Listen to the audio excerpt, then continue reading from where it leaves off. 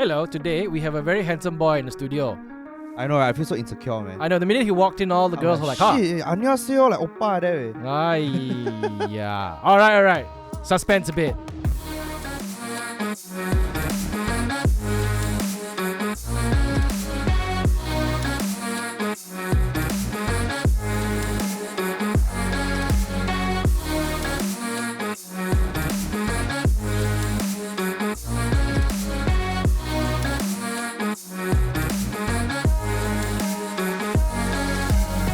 So today's guest was introduced to me by my wife, obviously. Why she just go on Instagram looking for young, handsome boys, is it? Well, it's part of our job. So what's gonna take that clip and put it so out of context? It's part of our job to do that. So, we have that free pass to kind of check people out. So it's okay. She checks boys. I check out girls. Yeah, it's a fair deal. But I think the first time she kind of introduced me to this guy, and she's like, "Oh, look at him. He's so romantic. He cooks and he kind of cooks meals or bakes for his girlfriend." And the next question is like, "How come you don't do this for me?" I was like, "Oh, this fella. Who is this guy?" And I saw, and when she sent me the link, I looked at it, it's like, damn it, this guy is so handsome. Yeah, can cook, can clean, yeah, look. Ladies and gentlemen, but he's blown up though to be like a huge creator on the social media space. Ladies and gentlemen, we have on the show today Mr. William Seng. Hello. Hi, everyone. I am William. I'm a content creator on Instagram and TikTok. Okay. Why do you spoil the market for all the boys out there? I don't know. I get that in the comments a lot. But yeah. I'm like, how do I respond to that? It's like during MCO, I tried so hard to cook, and then Michelle sent me, "Oh, you see, he's baking a cake. Can you bake a cake?" I was like, "No." It's like, why would you risk me giving you food poisoning? I just grab instead. Yeah, but congratulations, man. I mean, like, I met you once at Park Seo-joon's. The first time I met you was at Park Seo-joon's meet and greet in Sunway Pyramid, and then it's where Michelle kind of like told me like all about you. I was looking at your content, and a few months later, you just exploded in the World Wide Web. You're reaching like what 1 million hit already? Not yet. Almost, right? You're super close. I remember last I saw you like really close to 1 million already. Getting there. On Instagram. I hope. Yeah. I think by the end of the year, definitely. Yeah, but like, okay. How did it start for you? Did you ever aspire to be like a content creator to kind of reach like such a big audience like that, or you are just testing things out? I think for me it was I didn't want to create content. I hated the camera. What? I literally hated the camera. I didn't want to do anything that has to do with camera back in high school. Okay. Yeah, so my high school was a weird place where I didn't have phones or anything. I didn't watch YouTube. I didn't watch any creator simulation. Which prison did you go to? I'm just kidding. Well, it was actually a prison, this school. What? No joke. Yeah, it was a prison for mental ill people. Wait, what school Yes. did you go? What kind of school did you go to? When I explained to people, they're like, dude, you're like in the Shaolin temple in the middle of California. So I was in US. When I was 12 years old, I got sent to US by my dad. Okay. He was like, "Yo, you want to go to US, go to California, have like, study?" I was like, "Oh, High School Musical, that's fun." and then I was like, "Okay, let's go." And then when I went there, it was like there are monks everywhere. Huh? Yeah, peacocks. Huh? Even peacocks. And then the boys and girls are separated. Wait, what? You went to LA or you went to I went to a small town called Ukiah. It's 3 hours above San Francisco. Oh, that's like pretty far up north in California. Yeah. So when I was there, I was like, okay, so this is the reality. I gotta accept it since he sent me here. Okay. All right. And boys and girls separated, vegetarian, no phones, no wallets. I am literally stuck there. Wow. Yeah. Oh my God, you're not joking. I'm not. This is literally like a Shaolin school, is it? Yeah. It's like a retreat, right? I can tell you, it's located in a place called City of 10,000 Buddhas. That's the name of the city. That's the name of the city. City of 10,000 Buddhists, and California. My school is called Instilling Goodness and Developing Virtue Boys School. This is what you see in the establishing shot of a movie, Right. Like the backstory of Bruce Wayne. The hero who has to climb the mountain to go for his training. It's like Kung Fu Panda. Yeah. Hey, you're Paul, bro. But a lot better looking than Paul. Yeah. Why Can't did you? fight. Oh, so how long were you there for? I was there for around 6 years. Why did your Wow. parents And send you there though? when I was young, because we're Buddhists. Ah. Our family is like, we're Buddhists, and there's this monastery next to KLCC, like just 2 blocks next to KLCC. Yeah. And we go there, and the master there is the master of that school. Oh. And so I used to go there for kindergarten when I was young, 4 to 6. Then I go there for Sunday school. I see. And then when I was 12, my dad was like, "You want to go to that school?" He went there to do a survey himself, and he was like, "It's pretty good. I see the people there. Okay, William, you want to go?" I was like, "Okay." Wow. And then Wow. Interesting. I find it so interesting that they chose a Buddhist school in America and not in like, I don't know, like in Yeah. Thailand or, Yeah, or yeah. like or in Japan In India or or something. Or I mean, India is mostly Hindu. Aha, lah. fun fact, you know? Buddhist not as many, Buddhism right? has Sunday school too. I used to go to Sunday school for in Klang. Huh. Yeah. Oh. But only because they serve really good Hokkien mee for free.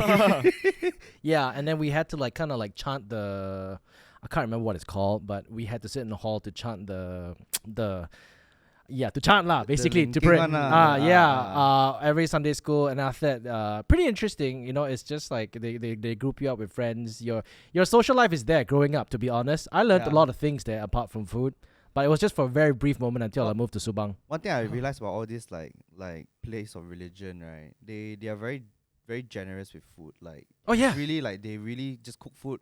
If you need food, you can go there and Yes, eat. yes. Like, yeah. and I think the temple I think went the to one- was The one he was talking about, the one in KL. Exactly. Very famous for serving the vegetarian food. Yes, yes. Ah. Yeah. Exactly. My friend who used to work in KL say sometimes he don't know what to eat. You just go goes there there. and get some vegetarian food. Yeah. for absolutely free. For yeah. absolutely I free. mean sometimes Yeah, they yeah, ask I you know. to make a The one I went to donation was or so something lah. they practice compassion Yeah. and empathy, so anyone can walk in as long as you're not like you Yeah. need it, you're there, it's there. Like Yeah. have you seen those videos in India, those huge like temples? and then they just serve the food to Yeah, people. and they serve like thousands a day, you know. Their kitchens are huge.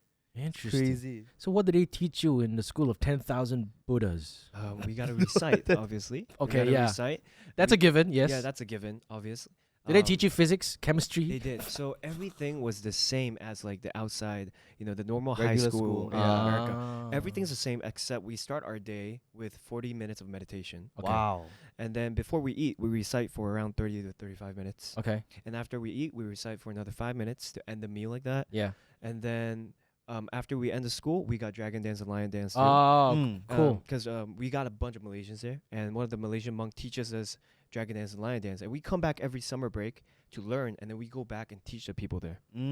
Okay. That's so interesting. But this is not like a school to train to be a Buddhist monk, right? No. It's not like it's not like those kind of school. It's just a school with a heavy emphasis on Yes. on Because Buddhist it's all in that place called City of 10,000 Buddhas. There are a lot of different people there. There's like white people. Sorry, everything. city of 10,000 Buddhists. I said city of 10,000 Buddhas. Sorry, Oh, sorry, no, sorry.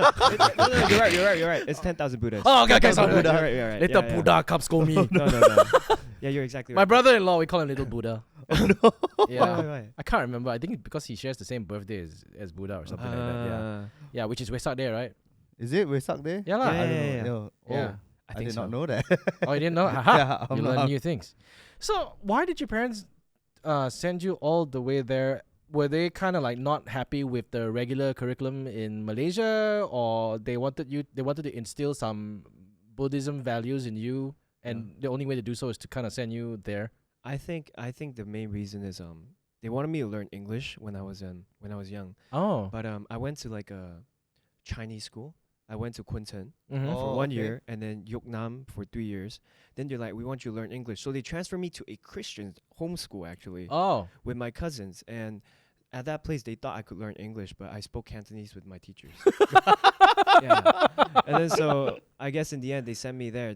He went there. He was like, the students there, they could speak Chinese and English. That's pretty cool. Let me send my kids there. Yeah. Oh. So I was It's very the first one. traditional. It's very like in the movies, dude. Yeah. Like this is like so like in the movies. It's like, why did you get here? Because my parents, the Koreans, the parents will save as much as they can to provide the best for their kids, and they'll send it to America so they can learn English. China also go there go to America so they can learn English, because English is the world standard. Yeah, but not anymore, I think. But yeah, but that's very interesting. So you were there for 6 years until like what, standard 6, year 6 was it? So I was there when I was 12. Then I would come back every winter break and summer break. And then I repeat this process for around 6 years until I graduated high school when I was 18. Okay. Then you came back here. Then I came back here. I went to Xiamen University, which is like a fully, it's like a China university. Yeah, it's but amazing. it's all in English though. It's all in Okay. English, yeah. It's the one near XIA Sepang. yeah, yeah. XIAMEN, is Near it? Sepang, that one. Xiamen. XMUM. Oh, okay. Xiamen, Okay. Xiamen University. Remember Su Hui? Yeah. Su Hui her was school. one of our interns who Yeah. came in. Oh. Oh, Yeah. okay. And she's I think she's a journalist. Benson. I heard Yes, you know yes. Benson. He knows Yes, Benson. Yeah, I know Benson. He's only from uni lah. Yeah. Yeah. So So Benson, so our they ex both do intern. journalism actually, right? They studied Yeah, journalism yeah, and they came yeah. here. Okay. Oh. So you were there and then you graduated. How old are you again? Uh, Oh wait, I know, cause your birthday. Happy birthday, by the thank you, way. thank It's your you. birthday. Hey, applause. No. Happy birthday to you. Okay, all right. We'll spare you the awkwardness. He just turned. It was just his birthday like a couple of days ago. So I was like, okay, cool. And I saw all the posts. Girlfriend's very sweet, by the way. And then suddenly he put there, blah, blah, blah, blah, right, wrong. That was really, really, oh, so sweet. My 23rd. Oh, 23rd. You're 23? I don't think he was able to translate my voice through that typing. I'm pretty sure everybody here will probably see it and be like, "What? He's 23 only?" Oh man. So my next question. I always wanted to ask the next question, but I can't possibly ask that on your Instagram page. How do you feel where you are and what you've accomplished so far at the age of 23? I'm grateful. That's the first thing. That's what I feel every day. Mm-hmm. I'm grateful for sure. I'm glad that I have a lot of people who are watching, and my life did change after I started creating content. Mm-hmm. And I do really appreciate a lot of my followers who come back and watch it every day. Literally, like I come back and I see them. I see their account. They come back and comment, they watch, they like, and they've been doing this for a year or almost 2 years, ever since they first saw my account. Right. So I'm grateful to just know that there are people out there who are watching. And Okay, that's amazing. And okay, you came back. You studied in uni. What did you study in uni? I study advertising, Oh, advertising. but it's mainly theory, Okay. and we stopped halfway because of COVID. Oh. So there were a lot of things that I could have learned a lot when I Okay. was in school, but because of COVID, like it was the first time. I believe it was very difficult for a lot of a lot of teachers too. They didn't know how to teach in COVID. Yeah. So we were the first, like it happened, and then we're like, what do we do now? Okay. And that's when I started learning videography, how to use a camera on YouTube. Huh? I learned from Peter McKinnon. No, Peter not- McKinnon. Peter McKinnon. What's up, everybody? Yeah. Yeah. Well, I used to learn from Zach King. But the thing was, he wasn't a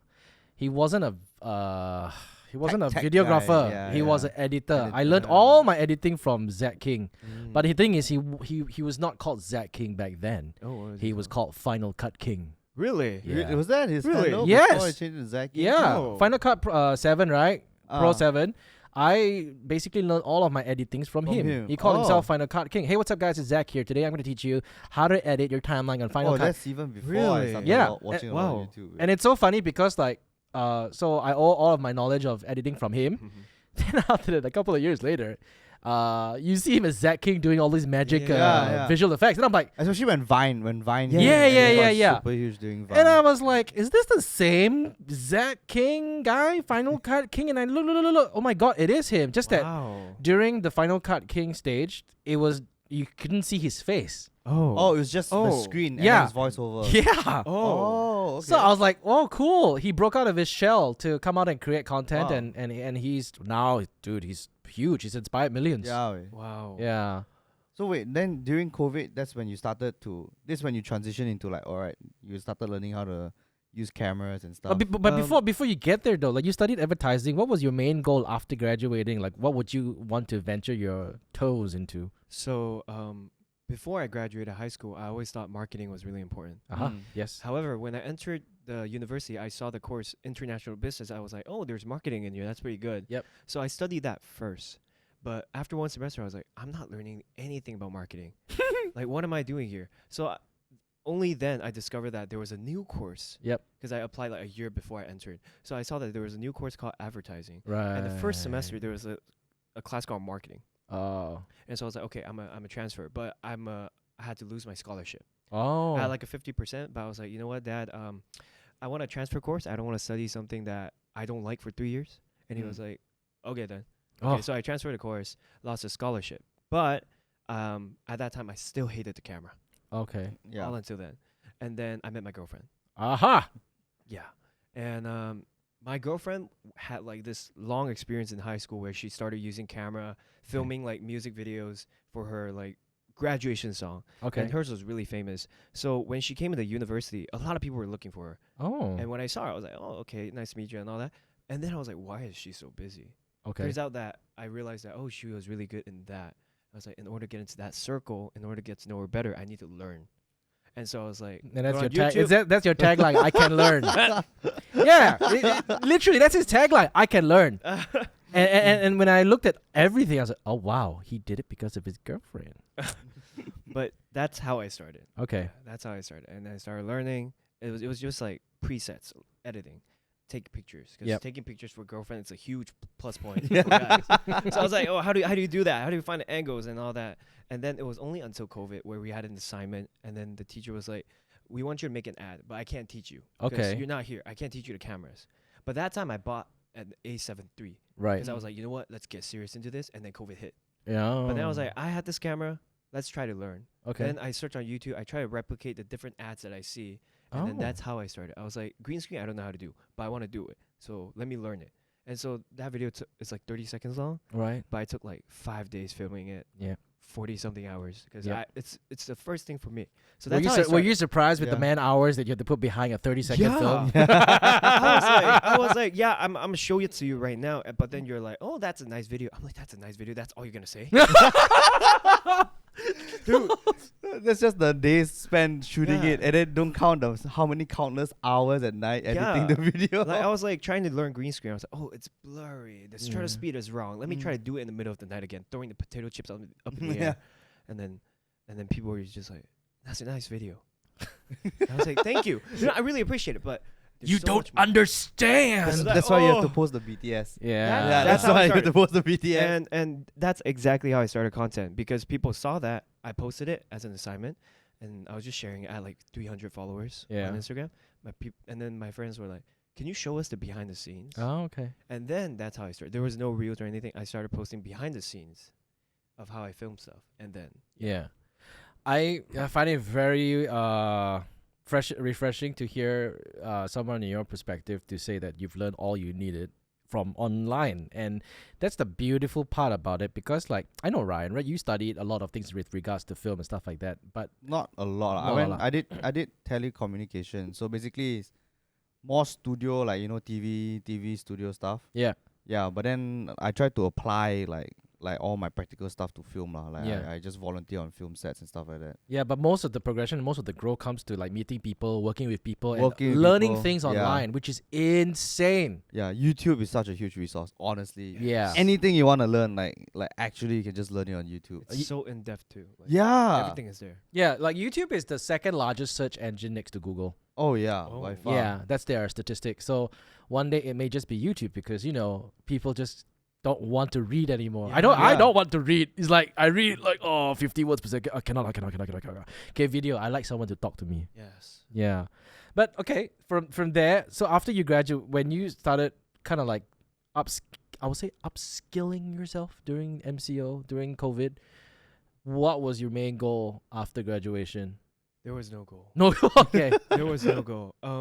I got caught up in a lot of things. Ever since I posted that ad that I made a potato chips ad. Yep. Ever since I posted that, there were a lot of clients who came and asked me to film stuff for them. Ah. And so that's when I started my journey as a freelance videographer, Oh. where I make ads for clients at home. And I've been doing this until a friend came and we worked together to create a social media marketing agency. Oh wow. And I was the creative director. I was just filming stuff for him too.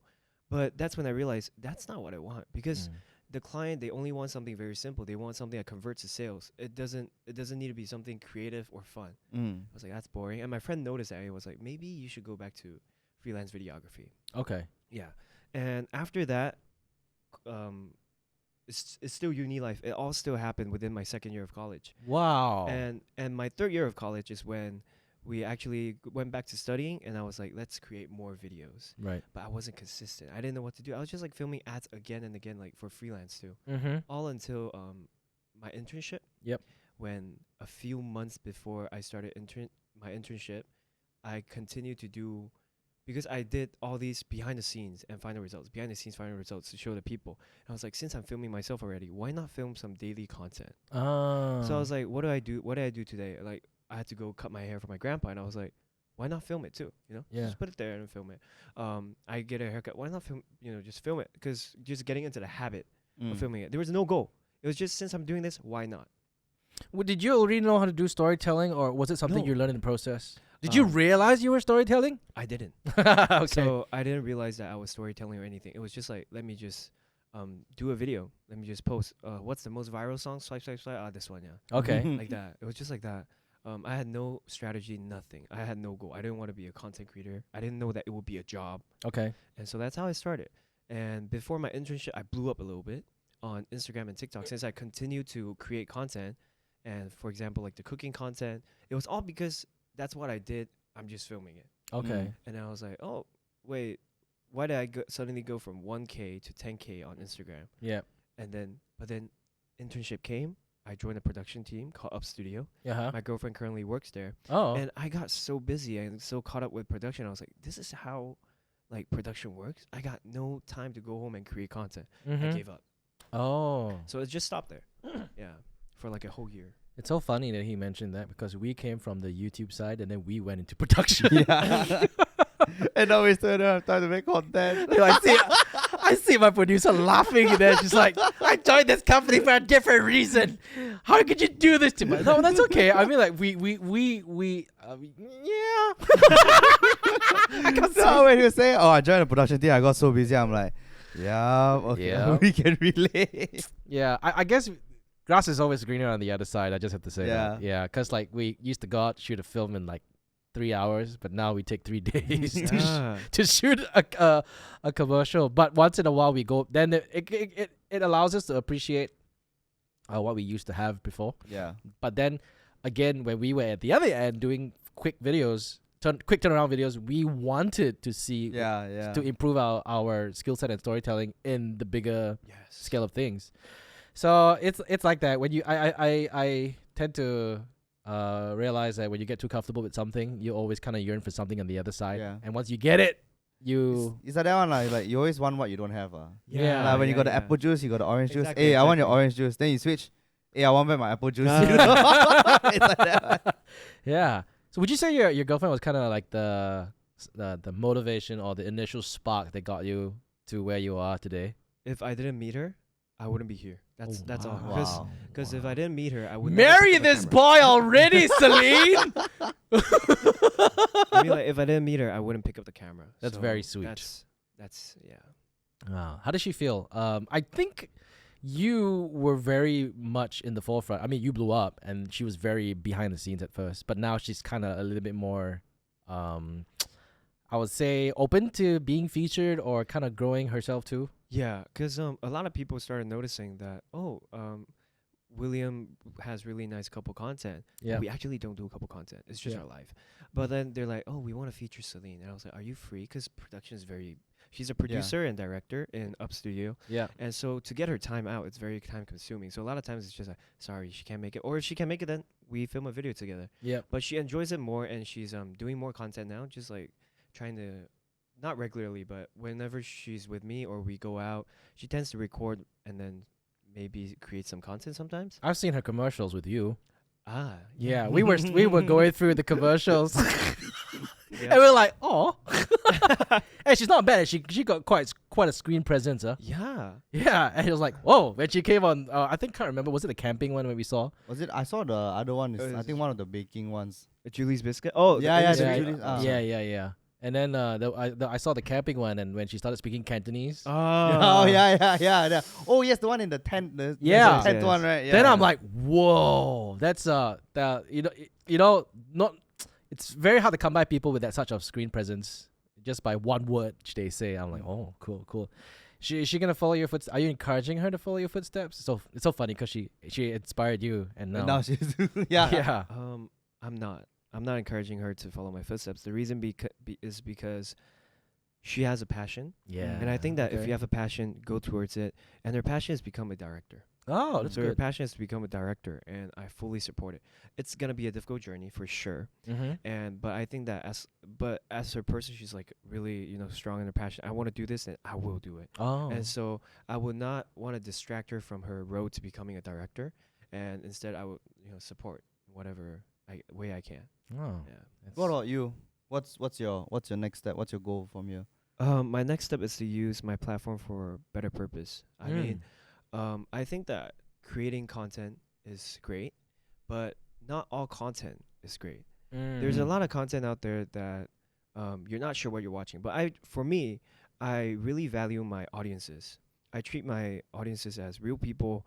I value their opinions, and I want to know what they like to watch. Mm. And for me, it's if I create this content for the people and they watch it, what do they feel? And what I want is for them to feel, feel good, that they don't waste their time. That is literally my line right there. That's Mm. all. But how do you juggle, like, I've seen some of your interactions with your audiences, like, oh, what would you like to see next? How do you juggle 1,000 responses? I do. Yeah, because like 1,000 is going to be 1,000 different responses. Yeah, Yeah. it's gonna be a lot. So I think for cooking side, it's very difficult for me as well. I do not recommend anyone to do what I do, because for me, because I need to give what they want. Yeah. I want to give what they want as well. I respect their opinions. There are people who watches me for my haircut content. People Mhm. watches me for my food content. People watches me for my couple content. Yep. And my videography content. I'm doing all these. I have to do at least one of them every week Oh, wow. Mm. because I want to give them what they want, and it's very tiring in my opinion. But a lot of people like they tell me, just do whatever you want. We just enjoy watching what you do, and I think that gives me comfort. But at the same time, I feel responsible for it. I have Yeah. to create that kind of content for the people. Yeah, because you already have like a subset of audience that's only there for the cooking. That's Yes. there for the haircut stuff. That's And what I thought in the beginning, actually. But slowly, they kind of all just became like, they all just tell me, like, you know what? We just like whatever you do. And I'm like, okay. Yeah. At this point, we're in it for the ride already. Like, Yeah. Just, They want to. just do you. They're we'll always be like, there. they're always like encouraging me to like, yo, yeah, you're doing good. Let's, can't wait for you to hit 1 mil. And I'm like, oh wow, Yeah. oh, that's very nice. I think I would tell you you do you, don't.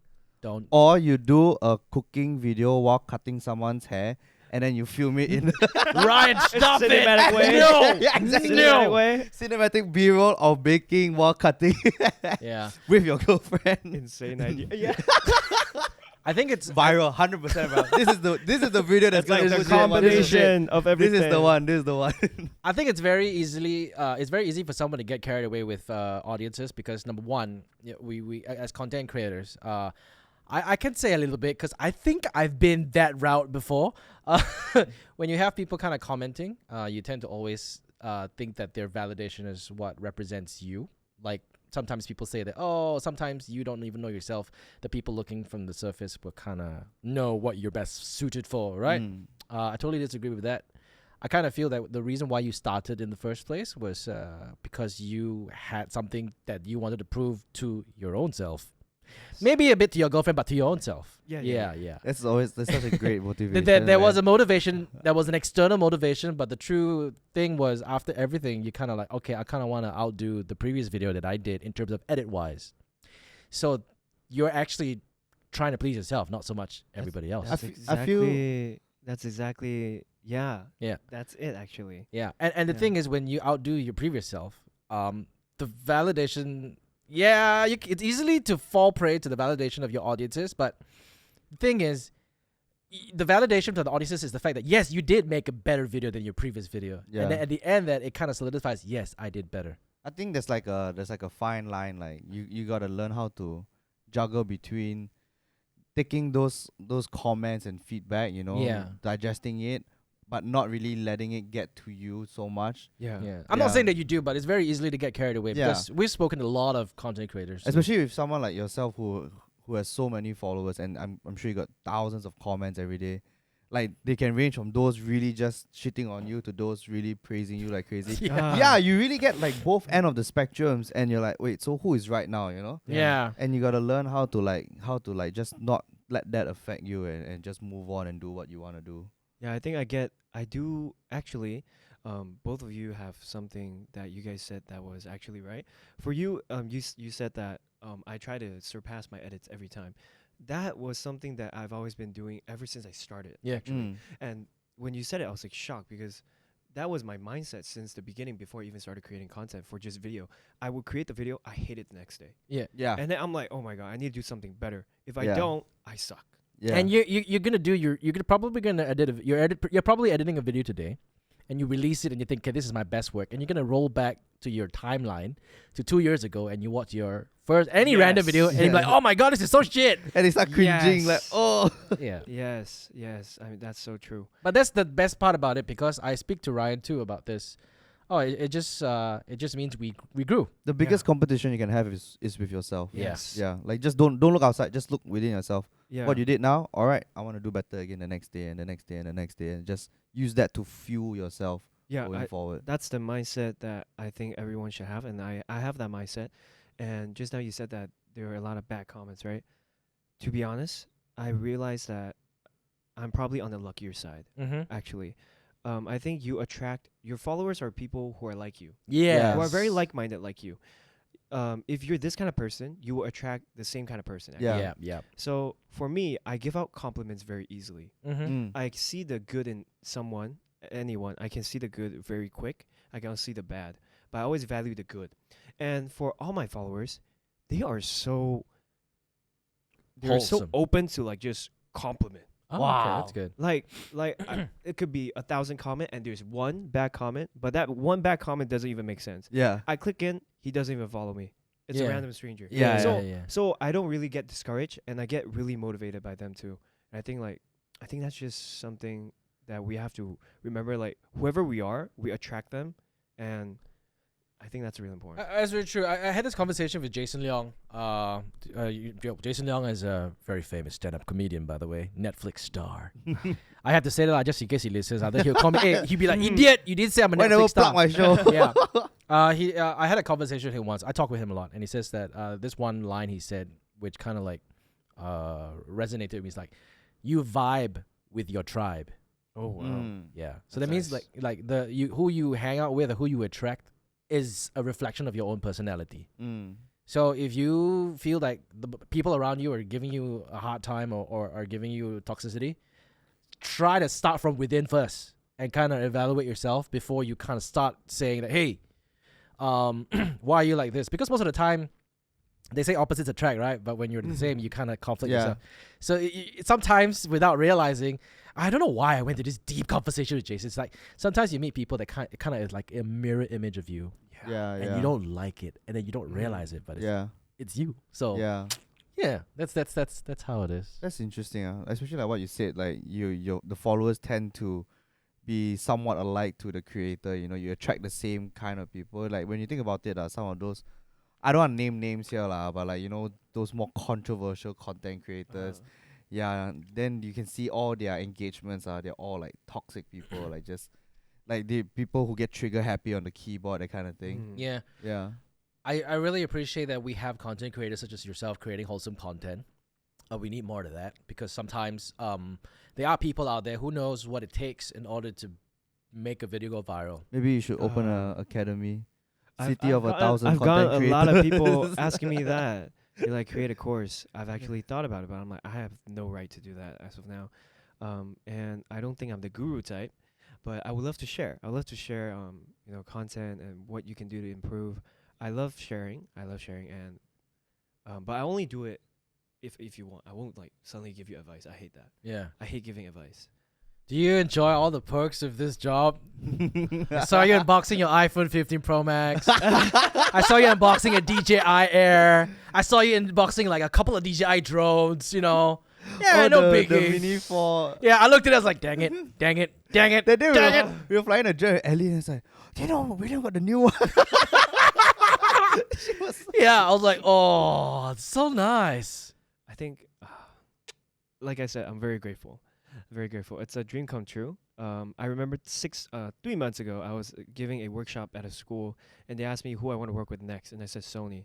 I think 2 months later, I got to work with Sony, and on their new campaign, which is for A7C2. Nice. And I was a user of A7C. Was this before after I spoke to you about your seawater. Yeah, it was after. Oh, It cool, was after, nice. so I broke it. The A7C is gone, and then they came. They're like, "You want to work on the A7C?" Mark II?" Just for context, William had a camera. What was it? It was an A7C. A7C. He brought it to.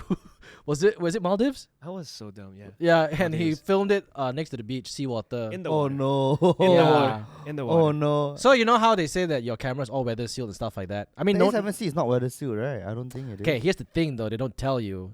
No diss to Sony, but weather sealed doesn't mean it's seawater. Salt water. Salt water is the dangerous one. I Yeah. had no clue because I can tell you it's wet. Yeah. Camera was wet. Oh Yeah. god. I didn't know that it was gonna be affected as much because I get hit with water a lot during like Yeah. filming Yeah, filming yeah. proposals, like they rain. I'm like, that's okay, it still works. But after that, I was like, what's happening in my camera? It just gave up. Yeah. Yeah, and I was like, oh crap. No, salt water is big danger. Yeah, I Yeah. had no For Even your phones also, yeah. Yeah. Try not Yeah, to. for Phones like though. Samsung, it's IP68, but there's a tiny fine print. It's like freshwater only, no Yeah. seawater. Also with iPhone, also yeah. So Because of the, all the salt in the water, the Yeah. little particles in so if there. you see all these commercials, you hardly see any of them bring their phone to the beach. Yes. That's where GoPro comes in and flex. Yeah. Haha, I can do Yes, that. actually. Yeah, GoPro or DJI, yeah, we could do saltwater. So, oh, that's great. You finally got to work with Sony. Yeah, Sony DJI. Before I got my first camera, I bought a DJI Osmo Mobile 2, Right. Mm. and that was because I thought I could film everything with a phone. Okay. You did not need a camera. Right. Yeah. And so as I was using that, and I realized, oh wait, I need a camera to learn focal length. Oh. Yeah. To learn, yeah. To actually go in depth to film something that Sam Coder can film, Yeah. that Peter McKinnon can film. A phone can never do that. Then I bought my Sony A7 III, and then to be able to the first brand deal, not the brand deal, the first, let's say DJI and Sony, the first job I had with DJI was for Mobile 6. And so it was like I bought my Mobile 2, then 2 years later I worked with you on a campaign that hasn't been released yet, yeah. Mm. Mobile 6, and I was like, whoa, this is a dream come true. Then after that, it actually got featured in the DJI Global. My first video Mm. that I did for DJI got featured in DJI Global. I was like, I gotta do better, Mhm. but it didn't. Hit DJI Global, but Oh. still I had to try to film better videos for them. Right. And yeah, that was Yeah, DJ is pretty cool. We worked with them a couple of Yeah. times. Mm. Yeah, it was like you know, when you get a call from DJI, it's like, oh, cool. Oh, we have to make you sign this because you know we're gonna send you something that's not out in the market yet. I'm like, oh wow, okay, cool. Yeah, hi DJI, long time no speak. I can't remember. Was it this? I can't remember his name, but they call you directly from China. But this guy, he's from California. oh. Is it the same? I'm not sure whether it's the same guy. The one that we spoke to last time was from California, but he's based in China. Oh. Yeah, he spoke like perfect English. I was like, "Where you from, man?" So, I'm from California, but like you know, I'm Oh, based here. okay, in- makes Ah. sense. Yeah, yeah.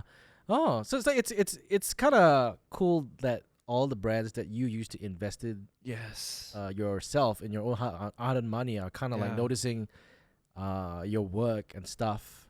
It's like how does it feel when somebody called you, "Hey man, we want to work on you in something"? Yeah, I Did mean, they give you a camera?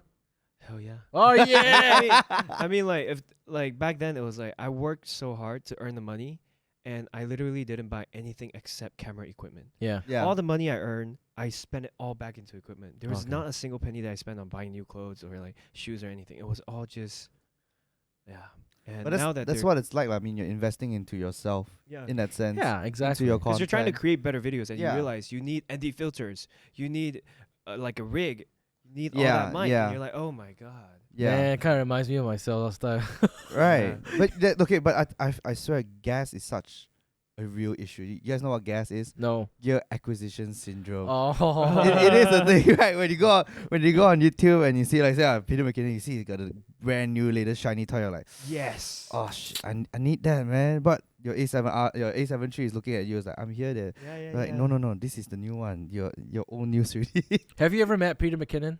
I hope that would be like my biggest Wait, dream. did we come see true. him? Sorry, did we see him in Apple? Right? No, we I don't- did, I right? don't No, we remember. went. We in. Was he in- there? Yes, he was. I remember we saw Jeremy was like, Marquez. it was before Peter blew up, and Jeremy was like, "That's Peter McKinnon." I was like, "Who?"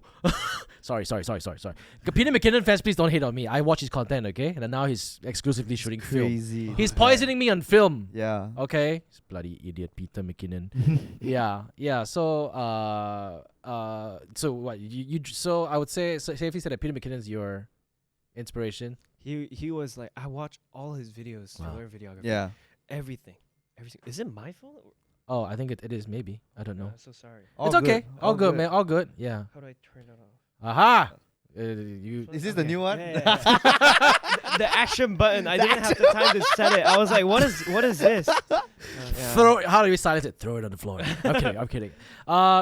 Peter McKinnon. Yeah, his stuff is Dude, just amazing. Curious question: do you watch Casey Neistat at all? I don't. You should I actually. I think he's started a really watching him after I started getting into content because I saw he did a video with Peter McKinnon. I was like, Yeah. who is this guy? And then I realized like I don't like it. Yeah. And then now everyone's talking about Vlog King. Who are the Vlog King? Casey Neistat Casey and is- who's that girl again? Which girl? Sarah. Uh, No, wait. There's that girl who went viral right away. And then she has this vibe that everyone really likes. Emma Chamberlain. Okay. Yeah. no. Oh, So okay, she- yeah, yeah. yeah. I so- have no idea who she is. But So never like mind. they always compare these two people, and then when I actually go dive deep into studying why their content works, and I was like, there's so much to learn. Yeah. Yeah. Yeah. Casey, I would say for me, like he is one of the most natural storytellers out Yes. there. Just the way he tells his stories is so good. It's so organic, Yeah.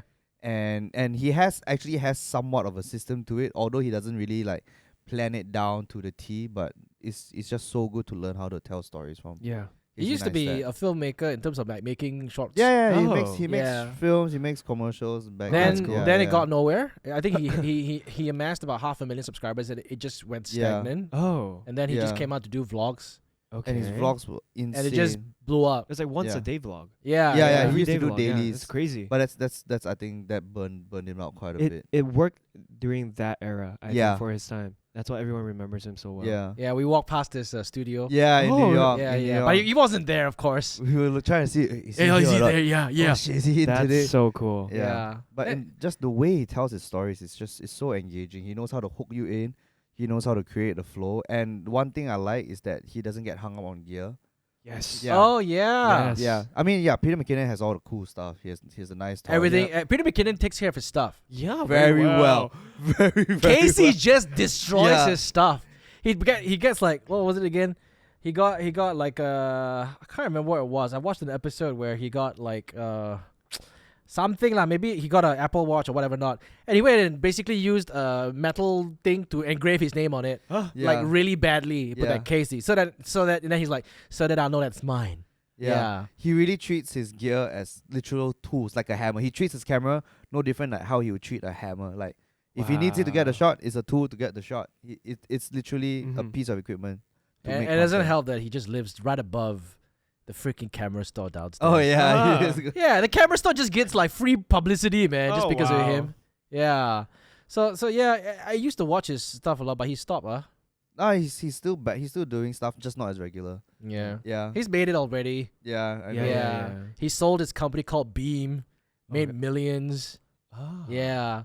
It's like I kind of noticed that he kind of made millions from it. Oh, is Beam the scooter one? Is it? No. Beam is like this application on your mobile phone that requires you to kind of like put your phone to your chest to see first person view. Oh, okay. So you see every time when you do a story, you kind Uh-huh. of look at your screen, right? Yeah. Yeah. So the whole purpose of this is to use the sensors on your front-facing screen, to activate the camera. So you're not interacting with your screen; you're just interacting with the environment so you put your Oh. phone on your like chest. this, like this. Yeah, lah, as right? long Yeah. as you cover the sensors, your camera works. So Ah, the whole okay, the whole idea of it was to allow you to interact with your subject in real time, not through a Yes. screen. Yeah, I get what you mean. Oh. Just there's no barrier between you and the subject you're filming. Yeah, exactly. Oh, So CNN bought it Ah. and it failed. Damn. Oh. Like, yeah. Yeah. I mean, it'd be different if someone like Apple bought it. Let's be real. Like, No, I think CNN bought it for the tech and the workforce and the database that it had. Ah. Yeah, I knew he made a lot of money because like the next episode he came up with a full gold Rolex and I was Damn. like, whoa! And he was just scraping the Rolex on the floor. Are you serious? And I was like, oh. Yeah.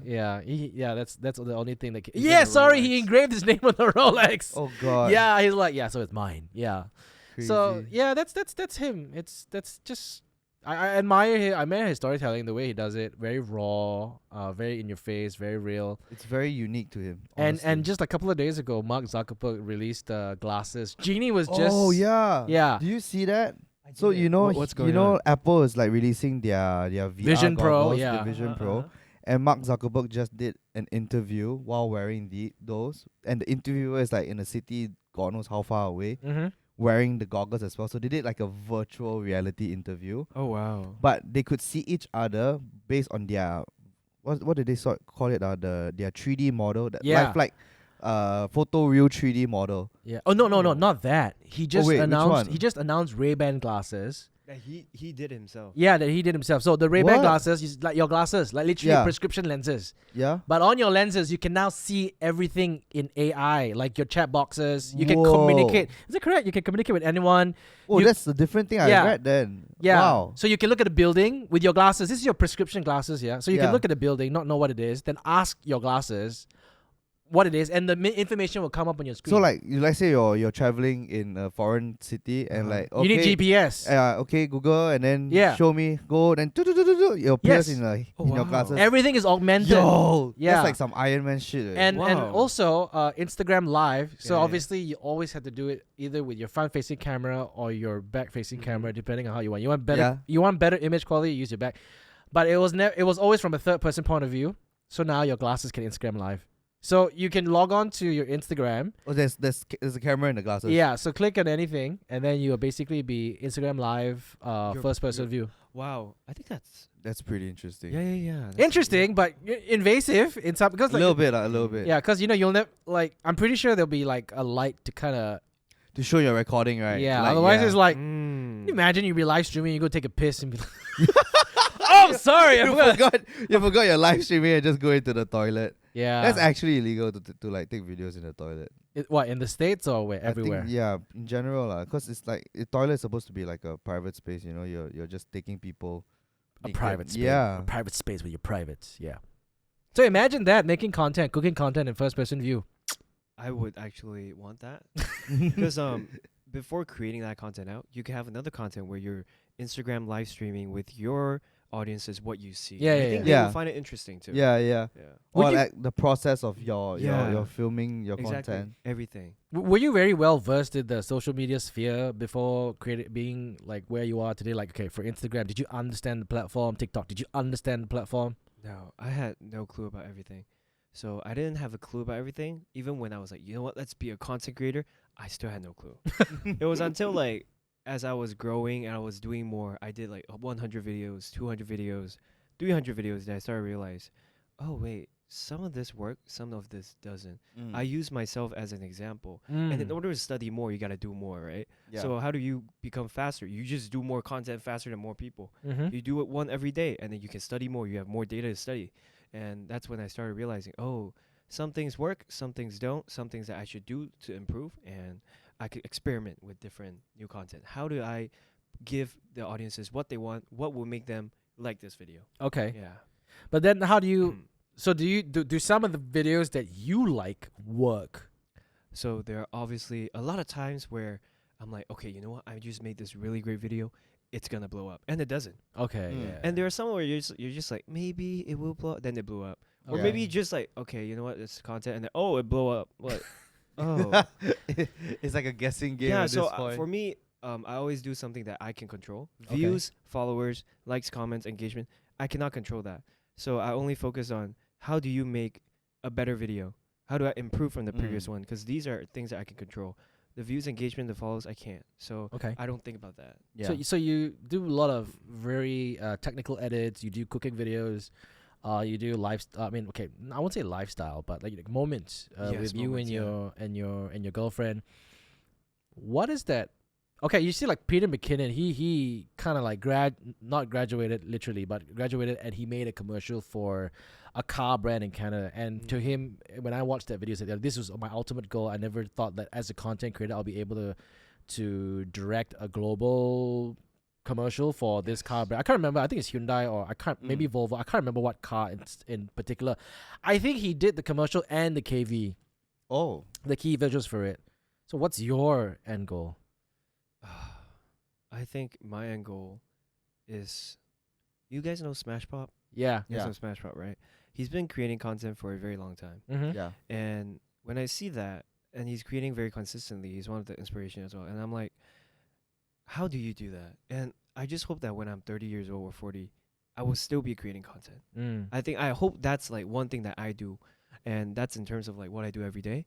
But for me, one big goal will be creating enough impact of myself that I could have enough impact on my followers. Mm. Don't know what that is yet, but maybe in the future. Not clear. I'm not too clear on that. I just want to keep creating better videos for my followers. Smashpot was my colleague in Astro. Yeah. Huh. Yeah. He got me into photography. And then Oh. I just saw him unbox 4 iPhone 15. Yeah, yeah, Yeah. I'm like, It's like, wow, this oh, guy you got all unbox 4. you unbox one, I unbox all. Oh, Yeah. He is on the next level. Yeah. With KL Tower in the background somehow, I'm like, wow, this Yeah. guy. He Next used level. to. I'm not sure if he still shoots on a Sony. He still shoots on a He Sony. still- Yeah. Yeah. So he got me into the Sony Alpha Ah. ecosystem because like when I showed up to work and he had the Sony Alpha 100. Yo, that was a DSLR. yeah, DSLR. Wow. DSLR Sony. Yeah. Wow. So and there was a really long time ago, and I was like, oh wow, it takes such nice pictures, and then I wanted to buy one. I looked at the price, like, oh my god.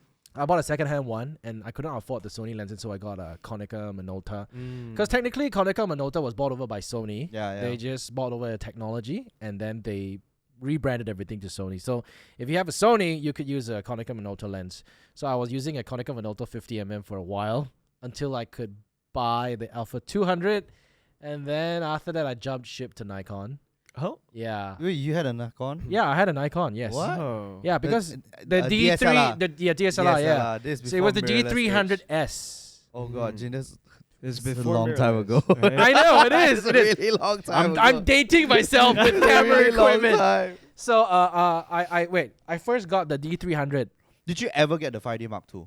That was the Oh, that camera was at that time. yeah. At that time, right, every YouTuber was Yeah. like shooting on a 5D 5D Mark Mark II. II. But back then it was just 5D. It was not Mark 1 or Mark 2 Mm. yet.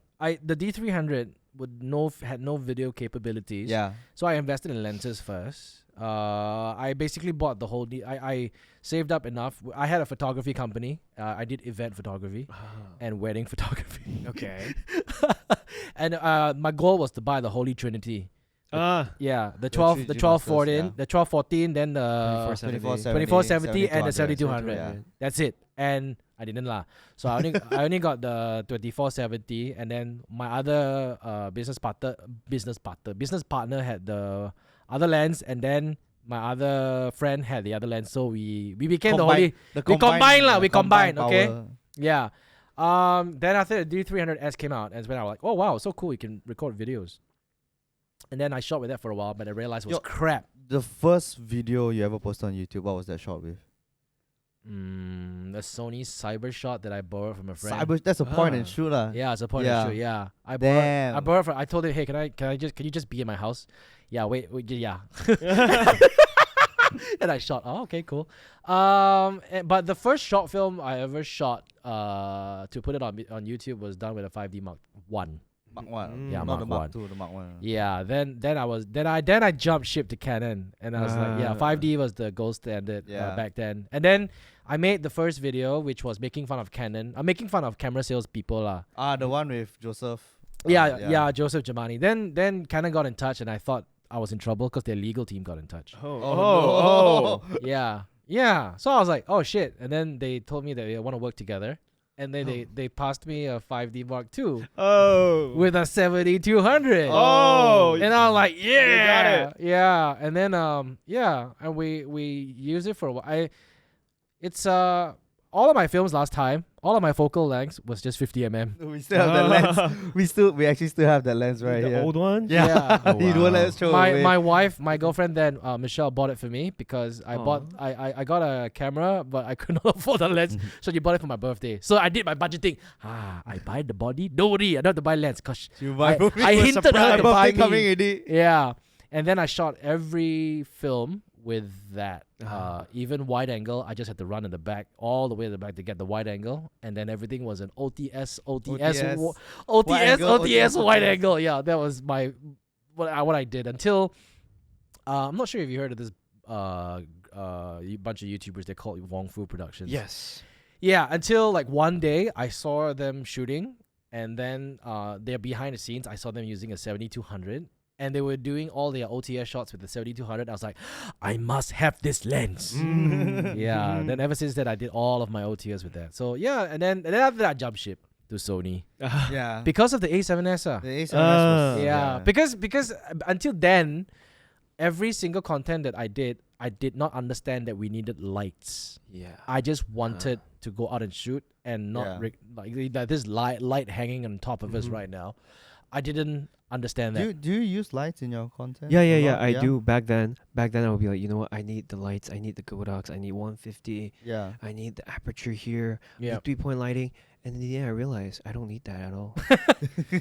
Yeah. Like, So now it's just yeah. It depends on what content I'm doing. There's Yeah. some content that you need it, but some, like a lot of content that I produce now, you don't need it. Yeah. Yeah. If you want to kind of like tell a story, then lighting really helps sets the Yes. mood. But if you're really trying to interact directly with your content, with your followers and your audiences, like those slice of life kind of thing. yeah, you don't really need, because to be honest, if your image quality or your video quality is phone quality, to kind of like make up for it, in the back of your mind, you just say that it's just a treatment. Yeah, but for the ordinary content creator, I think it's fine, because I think people tend to value more content rather than the quality of content. Yeah. Yeah. Yeah. Do you find like just cause you stop using, like, not say stop using lah, but like you use it less regularly, you're able to produce content at a much faster rate, like. Exactly. Yeah. So this is what I did, because I didn't know anything about the content, anything. But as I was doing a lot of videos, I realized that back then I changed my cooking style videos so many times. It started with using a camera, then a little bit with phone that I didn't like it. Then I used a camera, but I filmed it with like a more cinematic way, color grading. And then one day I was like, I'm spending too much time in the kitchen and trying to color grade this food why am I even doing this? Well, like, if I were to do this, I cannot produce more. It's just a food content. How do I make people like my food content and not focus on the color grade, not focus on the cinematic shot? And then that's when I accidentally started filming with my phone. I was like, you know what? Let's just start filming on my phone. Yeah. And I slowly implemented different elements, like spinning the bowl. It was an accident. Taking the things out of my apron because I had to do for Nestle Harvest Gourmet. I was like, how do I take something out? How do I introduce this product? And I was like, okay. And it worked. And that's how like my apron stuff started, going viral. And a lot of people call me like Doraemon because take things off of it was literally because I was stuck. I didn't know what to do. And then suddenly I saw it, and then so a lot of things came into place, and now all my viral cooking videos are filmed mainly on my phone. Yeah. Yeah. Do you find it's easier also, like in the kitchen, not much space?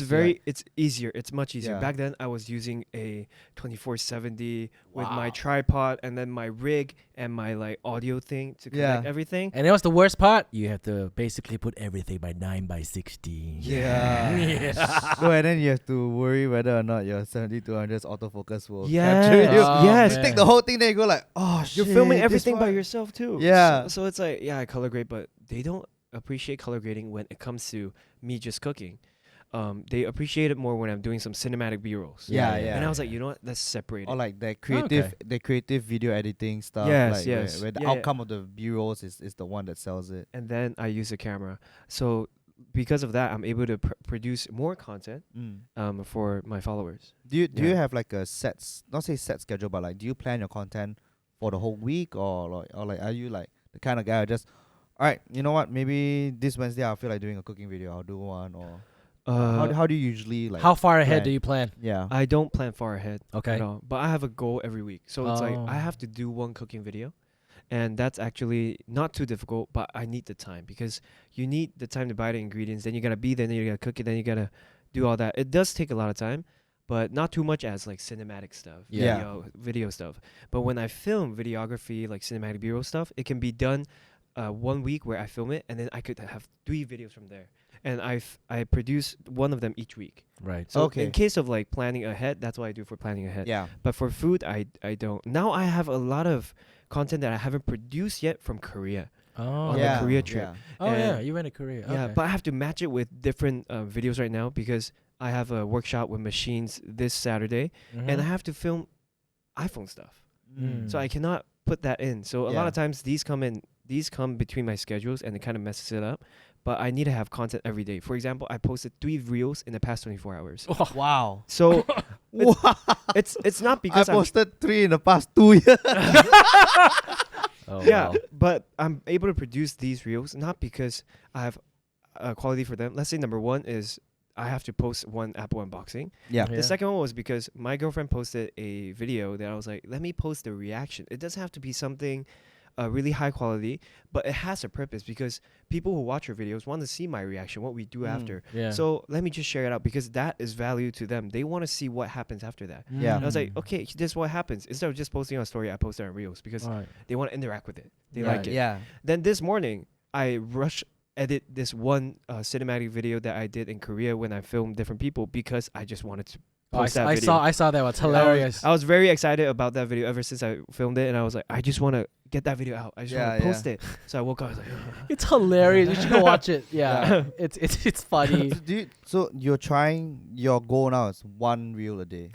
That has been my goal since last year. So I've been Wow. posting 1 reel every day since wow, a year and a that's half a lot ago. of content. It is. Come on, Ryan. He can do it. You can 1 do it too. reel a day. No, Yeah. I can't, man. I Bro, can't. If you ask me, My hey, you reel can is do gonna it. be just me looking at my computer screen. 1, 2, 3. Hey, jumping back to your cooking videos, the apron one that you were mentioning, and how Yeah. you introduce your products. Hey, I'm gonna give you a Peter McKinnon moment. Why don't you make your own apron? Oh, Ah. my. Yeah. I have This thought of is the that. William Seng apron. And Always extra had big one. Yeah, The there's like Doraemon always had pocket. the problem of not being able to put whatever ingredients you need in the reach of your apron. Boom. You sound just like him. That's exactly how you would say it. That's exactly how you would say it. So I'm gonna make something that you're gonna go crazy. And then you bring your apron to the supermarket and then you show people how you can fit a watermelon, 2 pineapple, and 3 grapes inside there. Exactly what Yeah. he did with his bag. Exactly. If that, Yeah. hey, man, you heard it here first. If that happens, I take 10%. Not much. just 10%. Hey, Thought of that. I saw you in Korea. And were you there on assignment or was just it was It was with AirAsia. oh Yeah, it was a AirAsia with Korean Gangwon-do tourism. oh Yeah. and I saw the bus stop that you guys went to the was it the BTS BTS bus stop. Yeah, and you found like a letter. What's the context behind that? it was very funny. We all took pictures there. There were a lot of people, but one of the AirAsia staff, he was there, and then he's called Max, and he like kind of just saw the thing. He reached in, and then he saw something, and he was like, he pulled it out, he hit it because there were a lot of people behind. Yeah. And so like after we were done filming, when we were walking back, he was like, "Hey guys, I found this thing," and then we all went crazy because it was like the newest album from BTS.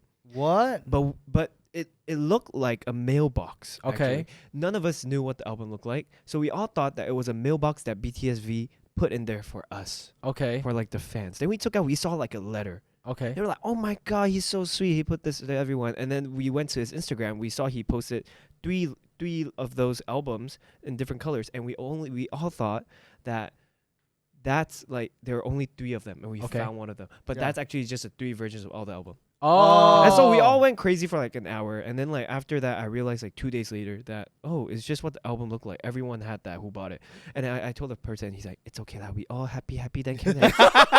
You And I guys was had, like- had the moment. You guys had the moment. Yeah, I was like, should I tell them? Yeah, no, just happy everyone. It's yeah. like, don't tell them Santa Claus is not real. Guys. Yeah, Just yeah, let them- yeah, let them yeah, continue believing. Exactly, it was like that. Let them Yeah. have their moment. lah. Exactly, Don't, it was don't like that. spoil it Man, for that's a them. nice bus stop though. I want to go there now. It was very nice. Oh, sure, a lot. The It's- beach. Was there a on the lot side of was people? Like, a lot. insane. So there were a lot of people lining up too. Just to take picture, yeah. So The I bus think, stop's literally viral. but we were very lucky. I think one of the reasons because me and Celine were the only couple there. So Ah. when we went to take pictures, everyone whipped out their phone. We were like, There's so a couple. cute." Yeah. Nice. Like kiss. I'm like, yeah. Oh, that's cool. It's like the Abbey, you know, like in London, the Abbey Road. Yeah, It's yeah, famous- yeah. I think it's reached that levels already. in Really? Korea. Until now, Yeah. oh. But everybody always wants a picture that's like authentic as per what it Mm. was on On the- print. You know? yeah. Yeah. How does it feel to be doing whatever you love doing right now with your loved one? I told her like I think a week ago I was like, I feel like we're living a life where it's quite impossible for us to imagine back when we were in university, and I want to keep doing it. I feel like it's crazy, but do not ever take things for granted. Yeah. As in, when I went to the trip met a lot of different creators that I saw before I even created content. Straight up saw it, I was like, yo, I watch your video. Backpacker Tampan. His name is Pandu, and I was like, and there was so many things to learn from him, and I realized that the world is so big. There's so many more creators, and there's so much to learn from these Indonesian creators, also Malaysian creators, that I just want to keep doing it and keep learning more from them and to improve. And I feel like being in this situation right now, just got to do our best. We just have to keep doing our best when opportunity comes, but not trying to grab as many as possible, but try to fit in each one and always do the best in each one of them. Not to like get 100, but like do 10 good ones. Are you each other's pillars of support when like, okay, in your content creation journey, you've been doing this about like what, 2 years? Was it 2 years or 3 years? 2 years. 2 years. 2 years. Any part of your any entire point where you kind of like, oh man, I'm kind of like lost for what I'm gonna do, block out, like burnout, or Yeah. have you gone through that? I feel like ever since I blew up, I don't have the right to be stressed. Oh, Even if I get stressed, I don't want to share it. okay. But I do tell my girlfriend because I do share with her like, it's getting quite difficult. I don't know, it's not growing. I can't control. But I always complain about things that I cannot control, but I don't focus on it. So I would just say it out, and then the next day I forget about it and just keep focusing on what I can do. Oh. But there are times when I just want to just say something, and then she will be like, remind me that, you're doing already really good. You're already doing so well. Just don't care about that. You're good enough. You're really great already. A lot like you're. And then when I think about it, I was like, yeah. I mean, compared to a year ago, I'm living a life that I thought I would be living when I'm 29, and maybe not even possible when I started content creation. Yeah. Yeah. My dream was to make content creation a living. That was when I quit my job, told my boss, you know what, I want to quit. And they're all like, are you sure?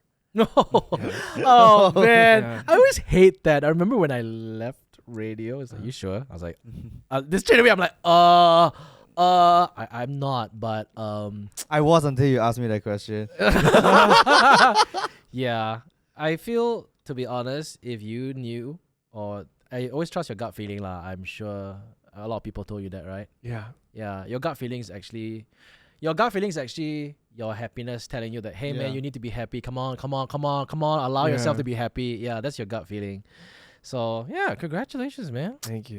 Do you have a team working with you right now, or are you just still solo? I'm still solo. Oh man. To be honest, I'm still solo. Solo and one reel a day.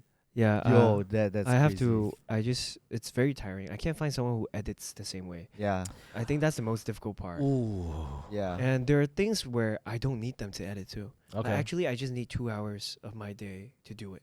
So I don't need to hire you to do something that I can do a lot. But I think as I move on, I'll start pursuing more into YouTube. Yep. That's when I will need to hire a bigger team. And Yeah. I'm planning that to be late this year or next year. Okay. I feel like going back to the notion of I can't find anyone who edits like me. Based on experience, you're not gonna find anyone who's gonna edit like you. Yeah. That's the reality of it. But you will be able to find people who are willing to learn from you. And you have to already understand that these people are going to take your teachings and then develop their own style and bring it to greater heights. Or I think another way you can think about it is don't find someone who edits like you. Find someone who edits better than you. Yeah. Then you're bringing added value into your video as well. If That's it's one, what I want to look for. if it's one thing I learned from doing YouTube and growing my team or a business, I always hire people who are better than me. Yeah. No, honestly, it's true though. Like we always try to find people who are better than us. I was like, oh shit, this guy damn good. Hey, let's work with him. Then we learn. Not learn, but like, Yeah. you know, you can try to like learn some stuff off this guy. And who knows, they can learn things from you as well, you know. Learning goes both ways. I openly say this to all of my teammates. I tell them, like, look, man, I'm stupider than you. The reason why I hired you is because I see that you could do something smarter than me. You're way smarter than me. So don't come to me and ask me how to solve problems, okay? The only thing I can do is pay. Unless it involves money. Yeah. Yeah, I mean, like, there are certain things I can kind of make decisions off based on gut feelings and experience. But in terms of the technicalities and stuff like that, they're all better than me. And if they're not better than me, then I wish that they can be one day. That they need to find themselves to kind of, yeah. Because everybody, like, you know, I grew up with the thinking of like, hey, always listen to your boss because your boss knows most, you know. Yeah, well, yes, I do agree. But for me, I kind of feel that the younger generation are always solving problems faster, making greater pieces of content. You know what I mean? And the thing is, we don't give credit enough to the younger generation. It comes out as content creators or engineers or whatever lah. There are certain things. There are certain things that are, yes, with experience you are better, like a surgeon or an engineer or a mathematician or Oppenheimer. But there are some things that are just inborn. Like you come out, you're a genius, but you're just not given the opportunity to shine. So yeah, think about that. I just hire someone who's better than you, and don't think of like, oh my god, he's better than me. I don't like him. The fact that for me is what I feel really grateful for is, despite of this person being so overly betterly skilled than I am, they chose to work in my company. And for me, it's like, oh, thank you for working this. Yeah. Okay, don't leave after 1 month. Are you sure? Are you sure? Are you sure you want to join my? Actually, you know what? That's the same thing. I always say, are you sure you want to join my company? Sure? Yeah, I still remember there's this one guy who joined my company, and later on we found out that he owns a Bakwa empire. Yeah. And I'm like, why are you working for me? He's like, because I want to learn, you know? Wow. Yeah. And I was like, you can't learn anything from me. It's like, you know, and he's better in terms of like skill set and doing VFX and stuff like that. But you know, it's just it's just how it is. But I'm not gonna. You'll know. Yeah. You're only 23. Damn it. I know, right? Yeah. Every time I thought about these type of things, if he makes me feel, I can't imagine how you feel, bro. I'm not even gonna ask you to guess how old I am. I was just gonna be like, No. It's like I got 2 kids. Go figure. Yeah. You see, all this is all natural. Okay. Yeah. But hey, you know, I know we're pressed for time. I know you're a busy guy. And I'd like to thank you for coming on the show. I hope this won't be the first and last time. Would love to have you back on the show to talk about other things next time. You can bring your AA7C too. Or you can bring your girlfriend, actually. I would love to. I mean, this is my first podcast, actually, and it's like really fun. Oh, it's your first Yeah. podcast? My first one. I'm so like when honored. when you guys were playing that audio in the beginning, I was like, oh damn. Whoa. I'm gonna look at the cool. camera right now. It's like, hey, this is William Seng's first podcast, and he chose Mamak sessions. Okay. Mamak session. Yes, that's right. Thank you very much. Subscribe. Yeah, you wanna? I think like to the general public or the people listening, I think any parting words that you kind of want to say to them, and I think I'll steer you this direction. Like, you came from someone who came from a very, I won't say strict upbringing, but and then I would say very. You went to something not knowing what you wanted to do, but you were inspired by your girlfriend, and all of a sudden you're in a journey to self-embetterment, day on day, year on year. What do you want to say to people out there if they kind of want to follow your footsteps, not only necessarily as a content creator, but in anything they do, that journey? Such a loaded question. I didn't even understand my own question, but you get the picture. I get it. I get it. For me, I think for everyone, I think it's really important to always try to be better. Always try to improve from what you do before. That's why I started in the beginning. I was like, I gotta improve to impress my girlfriend. I gotta improve to impress the client. I gotta improve to impress myself, so that when I go back and watch my content, I'm like, I improved. I'm better. Because as long as you're improving, you're gonna get to somewhere. Don't be worried about, you're not able to do this. As long as you have the value, as long as you improve yourself, people are gonna come look for you. You're gonna get the opportunities, and you're gonna feel better. You're gonna live a much better life because you're improving your value yourself. So I think no matter what you do, whatever job, if you're still a high school student or like college, you don't know what to do, just try to find something to improve at, whatever that is. And I think in the end, you're gonna get to somewhere. Yeah. So 2 to 3 years ago, you hated the camera. Yes. What about now? I cannot live without it. Well done. That's what Sony wanted to hear. Yeah. Hey, well, have you considered Fuji? What about the red camera or the Ari? Minute left, let's go. Oh yeah. Okay, he's like, sorry guys, it's not about the equipment. Okay, it's about the content. It's about the content. It's about the story. William, thank you so much for being on the show. Thank you for having me. Thank you so much for listening, guys. Remember, you can stream us on Spotify. Where else, right? Come on. You can stream us on Spotify, Apple Podcasts, Google Podcasts, YouTube. Find us on Instagram. There's no excuse to. Oh, I got no data to stream. Okay, Yeah. streamers on the way to work. Engage with us on Spotify. Apparently, it's a comment if section. if no data, you go home, download the episode on Spotify. then Just go to offline. freaking Use it. Starbucks' Wi-Fi and Yeah. use it to download our podcast. Thank you, William. Today's episode was really inspiring. Thank you so much for kind of like, Thanks for having me. also reminding ourselves, or myself included, like, when it's all about improving yourself, not about improving people's ability. Yeah. Like people's perception of you is improving yourself. And that's really a great lesson. So thank you so much. And Thank we you hope for you guys having have me. learned something. And we'll talk to you guys next time. Goodbye. Au revoir.